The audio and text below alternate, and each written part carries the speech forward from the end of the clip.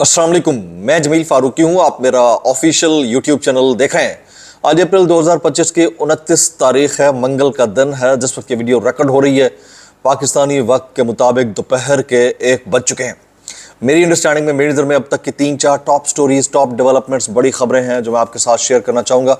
सबसे पहली और बड़ी खबर अडियाला से, जिसके मकीन यानी 25 करोड़ अवाम के मुर्शिद यानी कप्तान यानी कैदी नंबर 804 यानी इमरान खान से मिशन मुलाकात।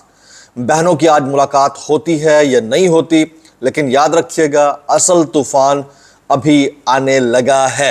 ये तूफान किस नौइयत का है, कैसा है, आगे चलकर इसकी तफसीलात मैं शेयर करूंगा, क्योंकि बाहर बैठी हुई एक शख्सियत ने बड़ा दावा किया है। पाकिस्तान के अंदर बैठे हुए पाकिस्तान तहरीक इंसाफ के मरकजी कायदीन ने अलग रद्द अमल दिया है, लेकिन कहानी तो कुछ है, असल लोचा तो कुछ है। वो लोचा क्या है, उसकी तफसीलात क्या रहेंगी, वो मैंने शेयर करनी है। फिर आपने अपने इर्द गिर्द कोई ऐसा बावला शख्स जरूर देखा होगा जिसके सामने जो भी आता है उसके साथ वो लड़ना शुरू कर देता है। हमारे यहां एक ऐसी शख्सियत है जिसने उस तारीख को भी एक नेक्स्ट लेवल दे डाला है। जो सामने आ रहा है उससे लड़ रहा है, जो सामने आ रहा है उससे लड़ रहा है। वो कौन शख्स है, वो कौन सा इदारा है, ये जरा समझने सोचने की बात है। उस फेज के अंदर, जिस फेज के अंदर इंडिया तकरीबन पाकिस्तानियों के तमाम अकाउंट्स इंडिया के अंदर ब्लॉक कर रहा है, पाकिस्तान के अंदर नई ही एक लड़ाई चल रही है। फिर इंडियन चैनल्स के ऊपर नून लीग और पीटीआई के लोग बैठकर अपने अपने मामलात के कीड़े निकाल रहे हैं, उछाल रहे हैं। अब आप सोचिए कि इस सिचुएशन के अंदर जबकि आपको सॉलिडारिटी दिखानी चाहिए, वो सॉलिडारिटी किस सूरत में हो सकती है जब इमरान खान साहब रिलीज हो सकते हैं। इमरान खान साहब रिहा होंगे, अपनी कौम से खिताब करेंगे, नौजवानों को एक डायरेक्शन देंगे, इंडिया को ललकारेंगे, मामला खुद ब खुद डगर पर आ जाएगा। लेकिन कोई करना नहीं चाह रहा। क्यों नहीं चाह रहा, उसकी डिटेल्स क्या रहेंगी वो शेयर करूंगा। ख्वाजा आसिफ साहब के 2 अकाउंट्स जो इंडिया में बैन कर दिए गए हैं, उसकी डिटेल्स क्या है वो भी शेयर करूंगा। कुछ वायरल ट्वीट्स, वायरल बयान भी, इसलिए गुजारिश है वीडियो शुरू से आखिर तक देखिएगा। फॉर्म 47 के वज़ीर आज़म के फरमुदात के ऐन मुताबिक आपसे गुजारिश है कि जैसे हैं, जहां हैं, जिधर बैठे हैं, हमतन गोश होकर इंतहाई इत्मीनान के साथ अगले वाला आप कर दीजिए, वो कर दीजिएगा, क्योंकि पीछे कुछ बचा नहीं है। अब आप देखिए, इससे पहले कि मैं अलीमा खान साहिबा की आज मुमकिन मुलाकात के हवाले से बात करूं, आपने अपने इर्द गिर्द कोई ऐसा बावला शख्स जरूर देखा होगा। और उसके साथ चाचा सामने आता है, उसमें कीड़े निकालना शुरू कर देता है। मामा सामने आता है, उसके में कीड़े निकालना शुरू कर देता है। दुश्मन सामने आता है, उसके साथ तो वैसे दुश्मनी है। खाला सामने आती है, उसके साथ लड़ाई शुरू कर देता है। कोई ना कोई ऐसा आपके इर्द गिर्द जरूर मौजूद होगा। इस मैंडेट चोरी करके इक्तदार में आने वाली फॉर्म 47 की जाली सरकार का हाल भी यही है। भाई, पीटीआई वाले दुश्मन हैं, नौजवान ठीक नहीं है, बदतमीज हैं, सोशल मीडिया वाले बेवकूफ़ हैं, अहमक हैं और मुल्क दुश्मन है, डिजिटल दहशतगर्द हैं।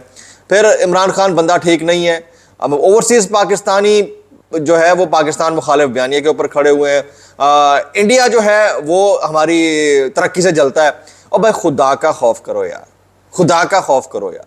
फिर ट्विटर और एक्स से, ट्विटर या एक्स से बैन हटाने के लिए जब बात की गई तो कहते हैं कि जी देखें, इससे हम बैन क्यों हटाएं।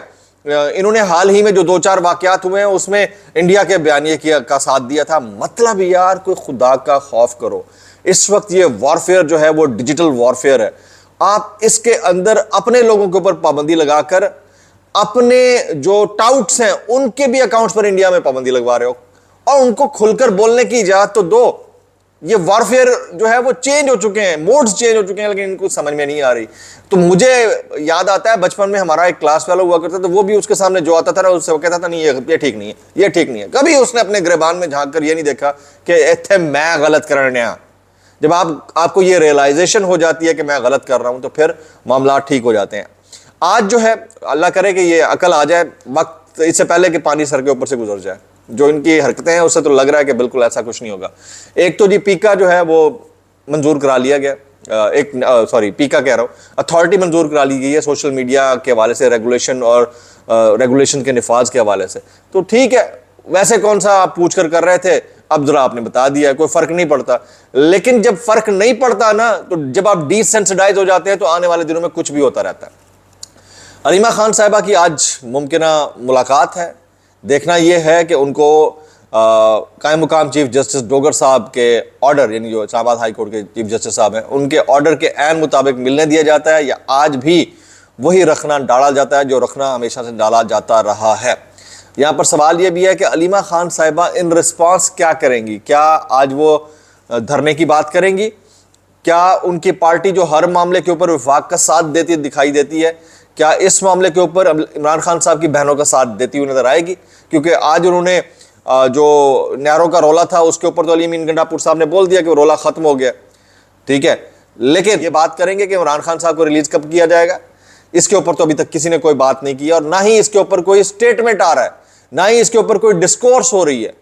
यानी लोगों को अब ये मौका मिल गया है कि देखें जी अब इंडिया ने हमें आंखें दिखाई हैं तो पूरी कौम एक हो गई है। पूरी कौम, अल्लाह करे कि एक हो जाए।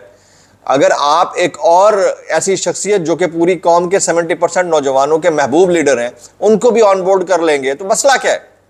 मसला जाती अना की तस्कीन का है, बेवकूफ़ाना और अहमकाना हरकतें करके अपने आप को एक और डायरेक्शन में ले जाने का। अभी जो विल्सन ने एक और मार्का मार डाला, उसने फिर ट्वीट कर दिया free Imran Khan, Pakistan democracy act जो है मंजूर होना चाहिए। तो आवाज़ें तो वहाँ से उठ रही हैं, लेकिन सवाल ये पैदा होता है कि आप क्या कर रहे हो और किस तरह कर रहे हो। ख्वाजा आसिफ साहब का इंस्टाग्राम हैंडल इंडिया के अंदर बैन कर दिया, ट्विटर इंडिया के अंदर बैन कर दिया। ये हमारी हैसियत है, ये हमारी हैसियत। चले ये उनकी मेहरबानी है, उन्होंने अपनी टेरिटरी में बंद किया। वो चाहें तो उनके पास उनका रीजनल ऑफिस है, वो पूरी दुनिया में आपको ब्लॉक कर सकते हैं, आपको हजीमत का सामना करना पड़ सकता है, क्योंकि हमने पेशबंदी कोई नहीं की, हमने ऐसा काम कोई नहीं किया जिससे हम मुस्तकबिल को सेफ गार्ड कर सकें। हम अपने मुल्क के अंदर जब वीपीएन लगा की एक वो तोजी पेश करके बैठे हुए तो हम दूसरे के ऊपर क्या कमेंट कर सकते हैं? और इंटरनेशनल जो मामलात हैं वो कुछ इसी तरह के ही होते हैं, इसमें देखना होता है। जनाब, ये राना सनाउल्लाह साहब का बयान मेरे सामने से गुजरा, मोहम्मद मालिक साहब ने इनसे सवाल किया। वो सवाल क्या था कि भारतीयों ने पाकिस्तान के खिलाफ एक्स यानी ट्विटर पर तबाही फेरी हुई है, भारतीयों को जवाब देने के लिए भी एक्स पर से पाबंदी हटा दें, ये मोहम्मद मालिक ने कहा। आगे से जवाब आया, जाफर एक्सप्रेस वाक़े के बाद सोशल मीडिया ने क्या किया?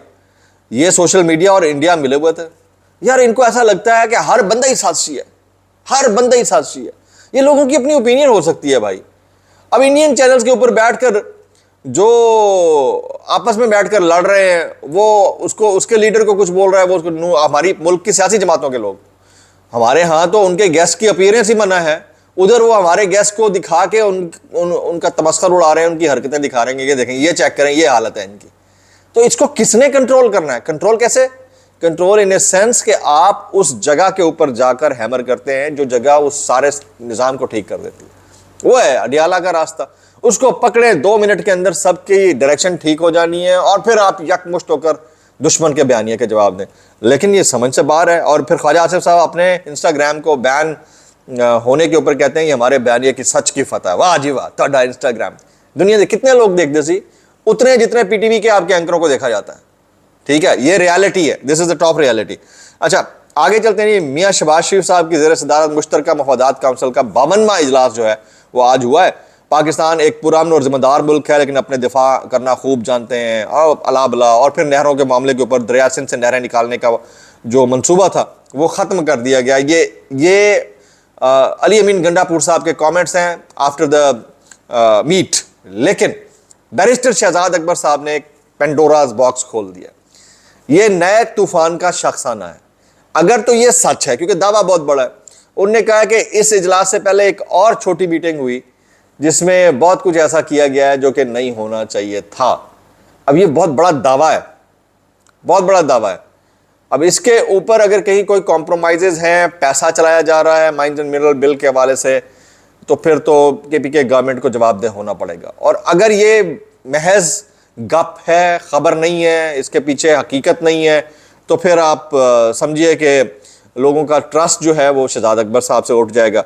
अब देखना ये होगा कि आने वाले दिनों में क्या होता है। नईम खालिद लोधी साहब का एक स्टेटमेंट में पढ़ रहा था, वो कहते हैं तुम एक दफ़ा खान को रिहा करो, फिर देखो कि वो कैसे दुश्मन के दांत खट्टे करेगा। ये किसी को समझ में नहीं आके दे रही। जो इस वक्त मेन लीड के अंदर हैं पाकिस्तान में मुख्तलिफ सियासी जमातों के लीडर, उनके मुंह से आप इंडिया के हवाले से कोई एक ऐसा स्टेटमेंट दिखा दें जिसके ऊपर आपको फख्र महसूस हो। लोग अभी भी इमरान खान साहब की पुरानी वीडियोस ट्वीट कर रहे हैं ताकि आपकी इज्जत कायम रह सके। इसके ऊपर मुझे नुसरत जावेद साहब की एक बात बड़ी अच्छी लगती है। वो कहते हैं मानना चाहिए कि हम सहाफ़ी और हमारी रियासत सुस्त निकम्मे हैं। बयानिया बनाने के लिए पहले मैं व्हाट्सएप खोलूंगा कि मेरे लिए क्या ऑर्डर है। हाय हाय, सच बात कर दी, वो भी टीवी पर बैठकर।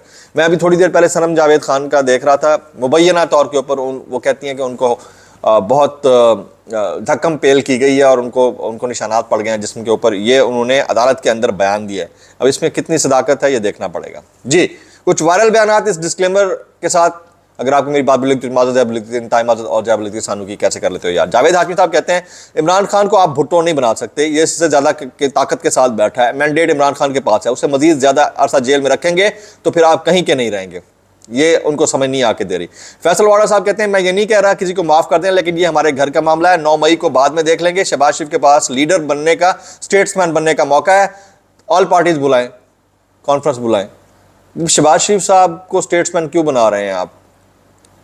आपको जिसको बनाना चाहिए उसको बना दें, वो फ्रंट पे आ जाए, मामला खत्म हो जाएगा, वो ज्यादा बड़े हीरो बन जाएंगे। लेकिन ये समझ को किसी को नहीं आके दे रही है और ये हालात को मजीद खराब कर रहा है। व्लॉग से इतना ही, दुआ में याद रखिएगा। अस्सलाम वालेकुम रहमतुल्लाहि व बरकातहू।